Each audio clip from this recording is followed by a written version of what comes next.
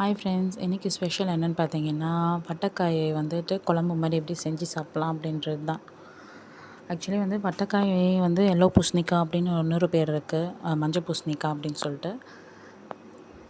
நாங்கள் வட்டக்காய் அப்படின்னு சொல்லுவோம். வட்டக்காயில் வந்துட்டு கூட்டு செய்வாங்க, பொரியல் செய்வாங்க. இது வந்துட்டு குழம்பு மாதிரி செஞ்சு சாப்பிட்லாம். நம்ம வந்துட்டு தனியாக ஒரு குழம்பா செய்ய தேவையில்லை. இந்த மாதிரி செய்கிறோம் அப்படின்னா ரொம்ப வந்து ஈஸியாக இருக்கும். ரொம்ப டேஸ்ட்டாகவும் இருக்கும், சூப்பராக இருக்கும், நல்லாயிருக்கும். உங்களுக்கு சாப்பிடாதவங்க கூட கடகடன்னு சாப்பிட்ருவாங்க அந்த மாதிரி. ஏன்னா என் பசங்க வந்துட்டு சாப்பிட்ற விஷயத்தில் ரொம்ப ஸ்லோ. ஆனால் இந்த வந்துட்டு வட்டக்காய் போட்டு குழம்பு செஞ்சு கொடுத்தோம் அப்படின்னா ஸ்பீடாக சாப்பிட்ருவாங்க. அந்த அளவுக்கு வந்துட்டு ரொம்ப சூப்பராக இருக்கும்.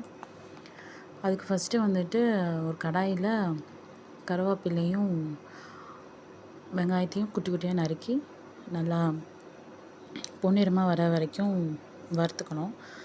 அதுக்கப்புறம் வந்துட்டு நான் ஆல்ரெடி வந்து வட்டக்காயை வந்துட்டு ஒரு 3-4 விசில் வச்சு வேக வச்சுக்கிட்டேன்.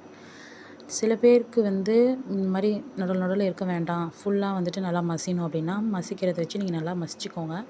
ஆனால் அது நான் மசிக்கணும்னு அவசியம் இல்லை. ஏன்னா வந்துட்டு அது ரொம்பவே நல்லா கனியக்கூடிய ஒரு காய் தான். அதனால் நீங்கள் மசிக்கணுன்ற அவசியம் இல்லை. அது மசிச்சுக்கணும் அப்படின்னு நினச்சாலும் நீங்கள் அது பண்ணிக்கலாம். நான் வந்து மசிக்காமல் அப்படியே வந்துட்டு போட்டுட்டேன். அதுக்கப்புறம் வந்து தேவையான அளவு மஞ்சத்தூள், மிளகாத்தூள், உப்பு போட்டு நல்லா கிண்டி அது வந்து நல்லா வத்துற அளவுக்கு கொஞ்சம் தண்ணி கொஞ்சம் அதிகமாக இருக்குது அப்படின்றனால அது வற்றலாம். ஏன்னா இது வந்து தண்ணி காயின்றனால அதிகமாக தண்ணி விட்டுரும். தண்ணி விடாமல் இருக்கணும் அப்படின்னா வந்து லைட்டாக தண்ணி ஊற்றி நீங்கள் குக்கரில் வேக வச்சிங்க அப்படின்னா கொஞ்சமாக தண்ணி போட்டு நீங்கள் வேக வச்சிங்க அப்படின்னா கரெக்டாக இருக்கும். இது வந்து கொஞ்சம் தண்ணி அளவு அதிகமாகிடுச்சு, அதனால் கொஞ்சம் கொலன்னு ஆகிடுச்சு. தண்ணி வற்றினதுக்கப்புறமா உப்பு போட்டு தேங்காய் பால் வந்து எடுத்து வச்சுருக்கேன் நான். அந்த தேங்காய் பாலை ஆட் பண்ணி ஊற்றியாச்சு. அவ்வளோதான். அதோட வந்துட்டு வட்டக்காய் குழம்பு ரெடி ஆயிரும். இந்த வட்டக்காய் குழம்பு சாப்பிட்றீங்க அப்படின்னா ரொம்பவே நல்லது. ஸ்கின்க்குனா வந்துட்டு ரொம்ப நல்லது. நம்ம வந்துட்டு க்ளோ ஆகும். நெக்ஸ்ட்டு வந்துட்டு நம்ம ஸ்கின்னில் வந்துட்டு ஏதாவது ரேஷஸ் அந்த மாதிரி இருந்துச்சு அப்படின்னா அதெல்லாம் வந்துட்டு சரி பண்ணக்கூடிய அளவுக்கு அதுக்கு பவர் இருக்குது. ஸோ அதை வந்து நீங்கள் சாப்பிட்றீங்க அப்படின்னா ரொம்ப நல்லது உங்களோட ஹெல்த்துக்கு.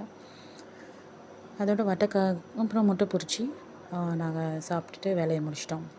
அவ்வளோதான். ஏன்னா வந்துட்டு பெருசாக ஒன்றும் இன்றைக்கி பண்ணல சாட்டர்டே அப்படின்றனால. சரி சண்டே ஏதாவது பார்த்துக்கலாம் அப்படின்ற மாதிரி இருந்தாச்சு. இதெல்லாம் செய்கிறதுக்குள்ளே என் பசங்க இந்த பக்கம் என்னென்ன வேலை பார்த்தாங்கன்னு தெரியுமா? ஐயோ! ரொம்ப கஷ்டங்க. பசங்க இருக்கிற வீட்டில் வந்துட்டு அதுவும் பார்த்துக்க ஆள் இல்லை அப்படின்னா ரொம்ப கஷ்டம் அது. என் பசங்க வீட்டையே 2 ஆக்கி வச்சுருங்க. நான் எவ்வளோ தான் க்ளீன் பண்ணி வச்சாலும் என் பையனும் என் பொண்ணும் ஒரு பக்கம் வீட்டையே நான் எந்த அளவுக்கு க்ளீன் பண்ணுறேனோ அதை விட மோசமாக க்ளீன் பண்ணி வச்சுருங்க. ரொம்ப சுட்டித்தனமாக இருக்குங்க. ஓகே ஃப்ரெண்ட்ஸ், நாளைக்கு வேறு வீடியோவில் பார்க்கலாம்.